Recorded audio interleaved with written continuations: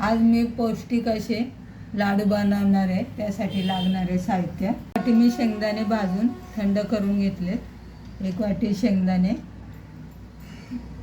बदाम 1 वाटी, बदाम, काजू 1 वाटी, मगज बी घेतले 1 वाटी व 1 वाटी तीळ घेतले।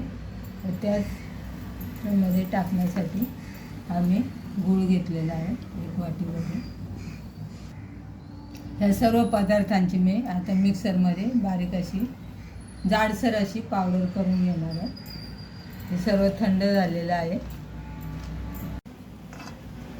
हे मिश्रण मी सर्व वाटून घेतले, त्याच्यामध्ये गूळ टाकून परत एकदा सर्व मिश्रण मिक्स करून घेतले। हे 2-3 चमचे तूप टाकलेलं आहे। हे सर्व आता मिक्स करून घेत आहे।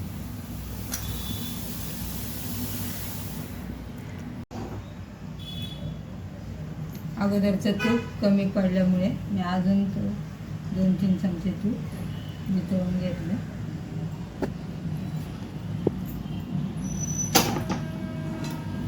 आता हे सर्व मिक्स करून घेत आहे।